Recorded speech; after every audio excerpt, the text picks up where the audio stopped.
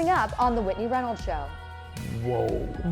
You are putting an expiration date on me. What would you say your living legacy is right now? Loving people, working with them, helping them with their problems. It's not every day that they send 4 women, older women, to Italy to make, a big movie. The Whitney Reynolds Show is made possible by Together at Peace, a foundation supporting hopeful bereavement care for the world by inspiring people to find ways to live with, honor, and share the unique love they carry, spreading the light that still shines bright.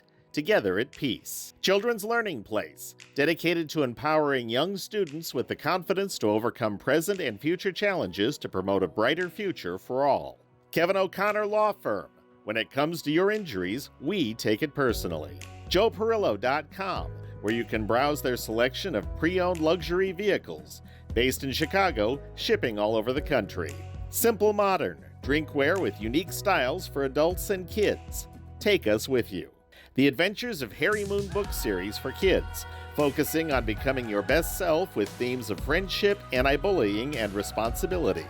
At harrymoon.org. Kevin Kelly, Fume Claire, Midwest Moving and Storage, Mike Dyer, Brendan Stadunsky, and by these funders.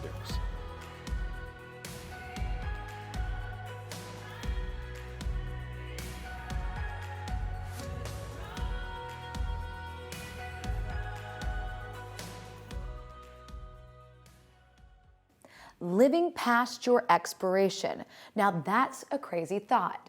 But today we meet people that are not only living past, but living in.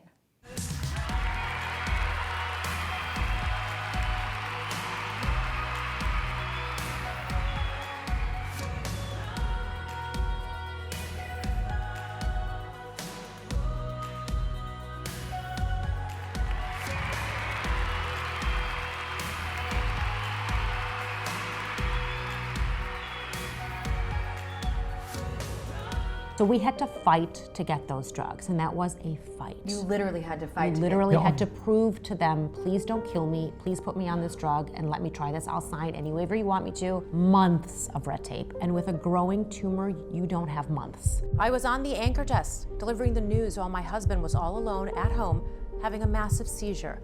Then the devastating news, your husband has brain cancer. This is a very aggressive tumor. It grows very fast, and you should have some time with your family. That's when the doctor, the oncologist said, when I asked, what's the lifespan? He said 12 to 14 months. Yeah, that's when it hit. That's when I think it really hit me. That's when it hit us. Yeah, like in a movie when you get that, that tunnel ring, you're just like, whoa. You are putting an expiration date on me. Nick was just 38 years old when his personal hourglass was shaken. He was a former firefighter who was used to risking his life for others, but now he was the one needing help. Next thing I remember was my right leg in the air and I was staring up. That's all I remember from that day. I had no idea what it was going to be. I never in a million years imagined anything that was going to be forever. They had told you they found a large mass on your brain. Yeah. We think it's glioblastoma, but we need to do an MRI to be sure. His hemorrhaging was getting worse and he was unconscious. He just slipped into unconsciousness. They had to intubate him, and I think at that point the surgeon was like, we gotta go in, this is an emergency. So they had to go in. There was no choice. It was causing so much swelling. I felt like I am now in charge of this man's life. And I just told the doctor, I said, you do everything you can to save him. I said, because if you feel like you need to go in, then you need to go in. Then let's do it.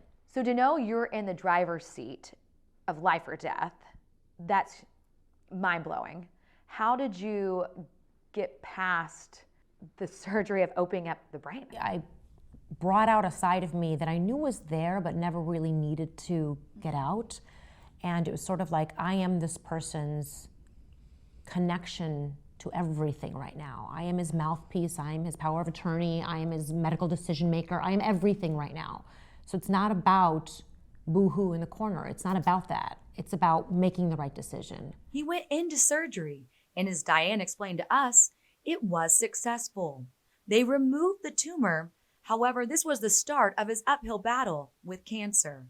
This surgery left his left side temporarily paralyzed. I didn't believe him. I really didn't believe him. I had to use the restroom one day and I fell because I tried getting out and then they had to strap me down. When they strapped me down, they found out I was fighting. So my physical therapist said, how is he moving his right side? Like he was pulling his straps. Yeah. Like, yeah. So after a little bit of time, my physical therapist, do you want to take a walk? Yeah, of course. Let's go. I started walking. He came back the next day. We walked a little more. We had a COVID outbreak. So they wouldn't let us out of our rooms. So me just programmed the way I am, I tried to walk myself. Fell down again. I was strapped down again. I got up and I said, something's not right. And the physical therapist was like, where? And I said, my right buttock. We have to do this surgery when you're awake. Opening me up alive, awake, was the most painful thing I've ever felt. And after that, I was ready to go. Yeah, after that, he's like, I'm gonna walk, I'm gonna run, I'm gonna jog, he was ready because he had just powered through. He powered through, and he started walking almost immediately after that. Yeah, and then regained 90% of the right side by the time he got out of the hospital, which was not 4 months later, 17 days later. They said, this is, okay, you got your movement back, but usually this is what's probably gonna happen with you, is once we start radiation, you will be re-paralyzed. All the symptoms come back. So what they did is, instead of like doing the tumor site, they treated around the resection area. When did you find out that there was this alternative therapy that's actually here? So when we got the First, 12 to 14 month, Nick had to, it didn't matter what hospital you go to, had to go through what's called standard of care, as we all know it, chemo and radiation. He had to go through that regardless, right? And he actually came out of it with flying colors, and he didn't get sick or lose his appetite, he was just a phenomenal patient. The reoccurrence, so the reappearance of tumor came in September. yes. And so when it came back, the plan of action at our current hospital wasn't the plan that we wanted. Nick and Diane learned about a new treatment, one that offered hope. When we looked at the tumor under the microscope, it was clearly neoplastic. It was a cancer. It had a lot of aggressive features. It was obvious that the thing had been growing quickly and was invading the brain. If it was just looking at it under the microscope, we really wouldn't have been able to offer anything other than this is a high-grade tumor in the brain, a high-grade glioma, and that would have been pretty much it. But these days, thanks to the advanced molecular testing we are able to do, we were able to detect a specific molecular alteration, a fusion between two genes, an abnormal fusion between two genes that predicted, or at least suggested, that the tumor might be sensitive to a specific drug, a very specific drug that isn't normally given to just any brain tumor. And that's indeed what turned out to be the case. The fusion is called FGFR3 TAC3. It's like, okay, if we block FGFR3, it's a protein in the cell that can make it become aggressive. If we can block that part of this process, maybe we can control tumor growth. And originally it was shown to work in the laboratory. And so it was brought into clinical trials, and a lot of patients with this specific molecular alteration do seem to respond.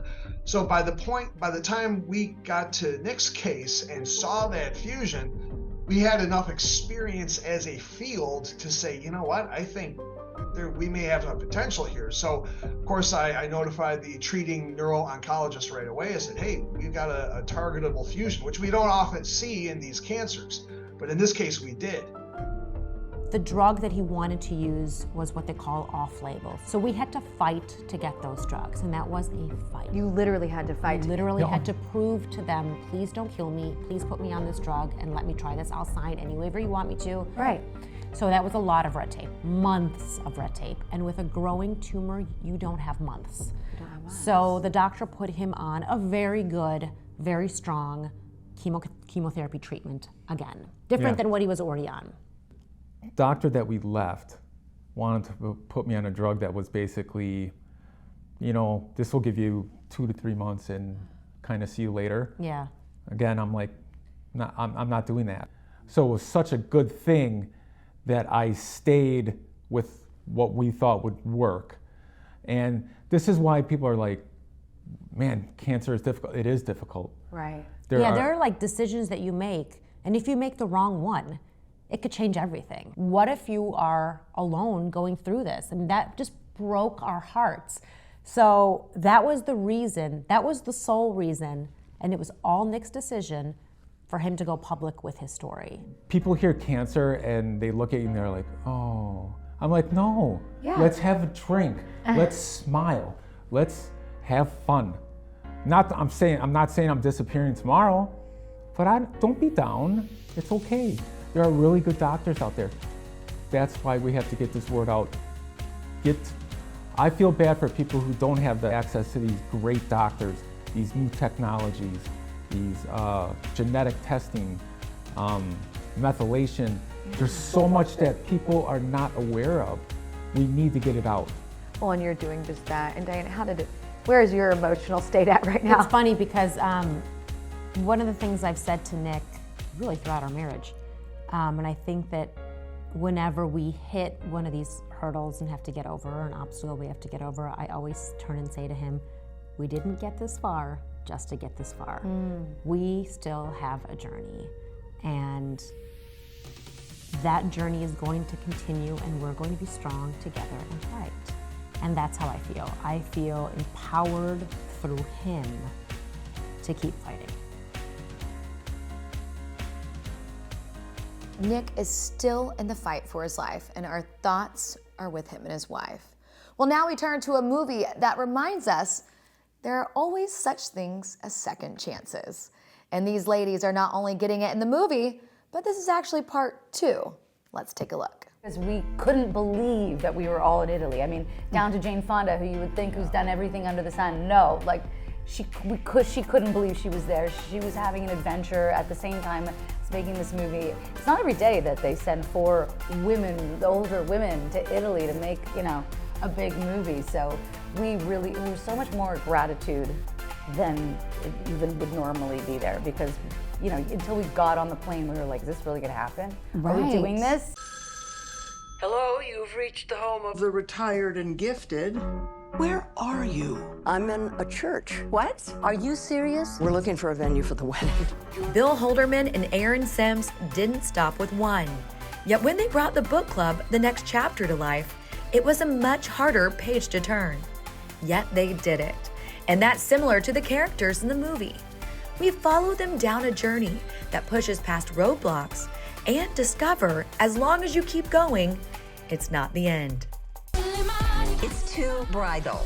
It's not bridal enough. Gorgeous! I think that these actresses, Jane, Mary, Candace, Diane, are, everyone always says, oh, they're so inspiring, they're so amazing. They are, but they're more than that, because it hit me suddenly when we were in Italy. I was like, we're having a 14-hour day, it's 105 degrees, they're not complaining, they're working, they're not scared. I mean, obviously they didn't want to get COVID, but they were willing to take the chance, take the risk, work hard, be vulnerable, now.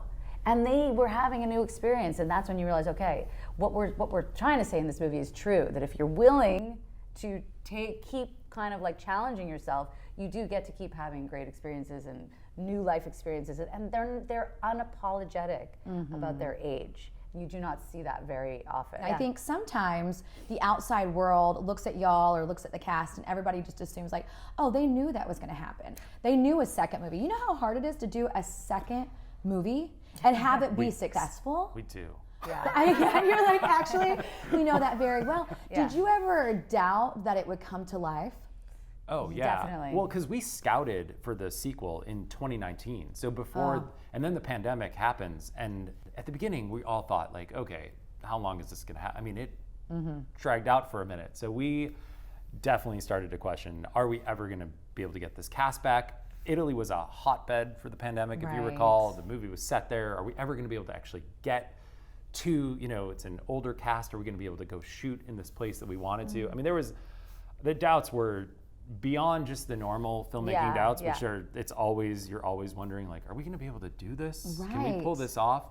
So. How did you push through those thoughts?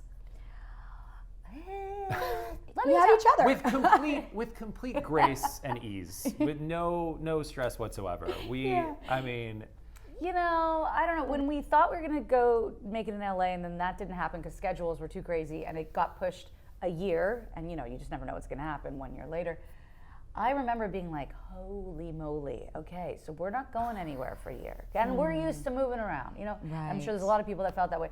We weren't used to just like being in our home and not traveling and not being out there and being with people, because making movies is a big collaborative experience, not the writing part, but once you get out the door, like, the socialization of that for us, it's so important. It was like, okay. And then when it was looking like we really were going to go to Italy, it was still COVID. Are people going to change their minds? Can we get insured? Will the women do it? Will they get on the plane? It was like, is there going to be a surge? I mean, it was up till the last minute. Yeah. But even the Los Angeles version, when we were talking about that, I was so excited to get the cast back together. So it felt like, okay, fine, we'll compromise a few things, but at least we get to bring this group of friends back together.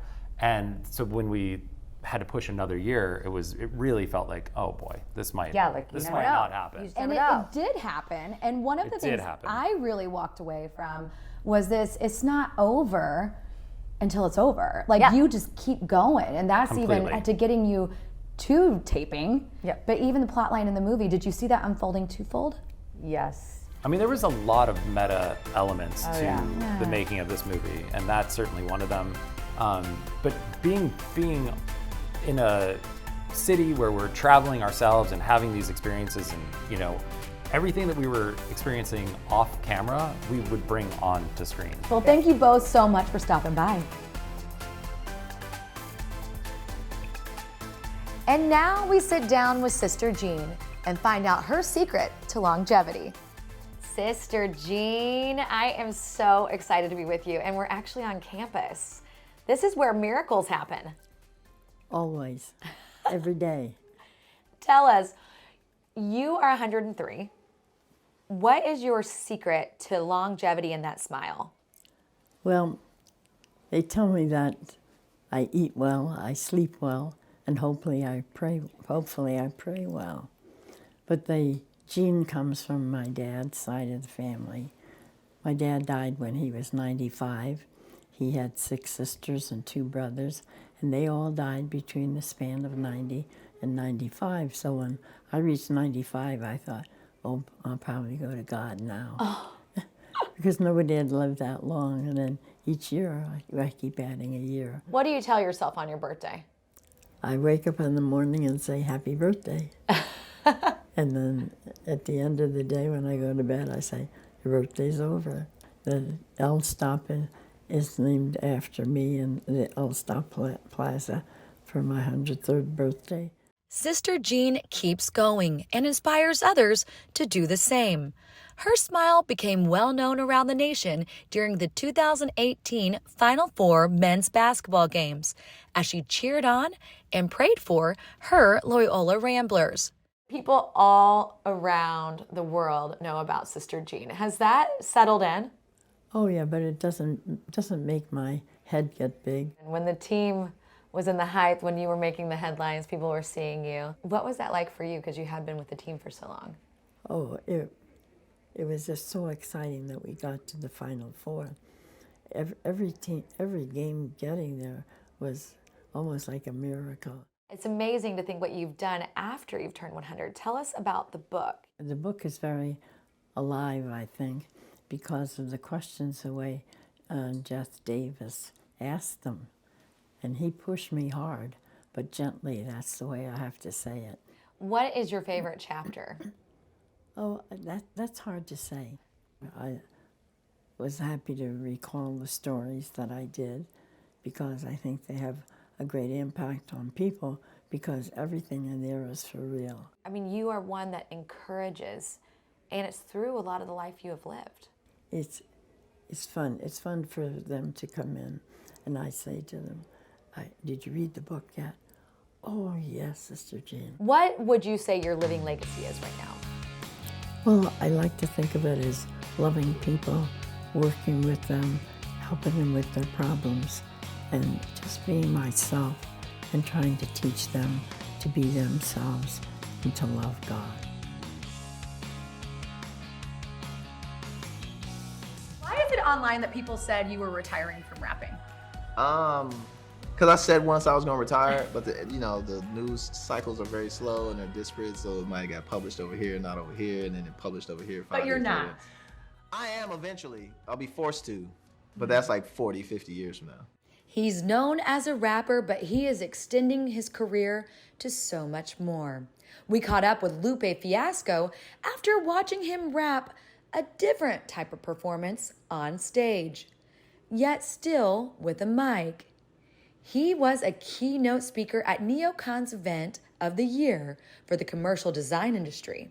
You've pivoted in so many different ways. Would you still say first you're a rapper? I'm definitely a rapper first. Like, I put that on my social media tags, rapper first. My jacket at MIT has rapper on it. If you ask what I do as a sport, I'm rapping, right? I think there's nothing to be ashamed about that or feel a certain, especially at this point, like, 50 years, where we are, what we've done, the spaces that we're in, the things that we've contributed, the things we've innovated, expanded on across all forms, from technology to architecture to other spaces and places. Are you still creating music? Absolutely, yeah. I think the core, again, it all feeds back into the music. How can I improve this? But then how can I challenge myself to think outside the musical box? And what does that look like? What does it look like for a rapper to now design a space? What does it look like for rappers to design a pair of shoes? What does it look like for a rapper to design a bottle? What does it look like for a rapper to design a camera? What is it? And what are the needs or the things that need to that aren't existing in pre-existing kind of technology, even music technology, which isn't based on like, well, we're going to make this for rappers. We're going to make a guitar for rappers. Nobody thinks about that, right? But what if you had to, right? That's one thing that's really interesting about you is you're very, like, even from your lyrics, thought-provoking, and now you've taken it to this next realm. What would you say is probably the biggest inspiration that is pushing you forward? Just knowledge. If you just had to personify knowledge or objectify knowledge into a singular thing, like, it's always the pursuit of that, wanting to know more, wanting to experience as much of this world and what it has to offer while you still have breath and life in your body is always my drive, So as much as I can, take advantage of the opportunities that are given to me, no matter what they are, like, no matter what it is. So if it's NeoCon, yep, I'm coming. Right? I'm coming. If it's MIT, yep, I'm coming, Yeah, so you're saying a lot of yeses. But my story is a little bit different, maybe too deep to get into here now, but I had the talent and the work ethic to push through, and I got my record deal while I was kind of still in high school. Which so is it kind of proved itself right off the bat, but there was that motivation of like, there is no back. And when there's no back, there's only forward. Right. And forward, you have Yale and MIT. Yeah. What's next? So for me, it's less about what's next, and it's still about like what I've done, like and which is SOSA, which is now. I mean, for me, these things are all about bringing that stuff back to SOSA, Society of Spoken Art, which is my institution and my baby. From 12 Grammy nominations to teaching rap theory at MIT, Lupe is an example of an artist extending his titles and one that keeps going. We call it the rapper mind, Ooh. Right? That ability to be fast on the feet, but that's not necessary to be quick. But just to be able to look at the world from a total perspective, a universal perspective, and pick up on all the little nuances and details, and then incorporate all that stuff back into a universal thing to help, to add value, right? So it's not just to be this artistic expression for the sake of artistic expressions, but for it to have like use case in the world to make the world a better place. Live. That's what all of our guests keep saying. And to do that, you gotta keep going. Remember, your story matters.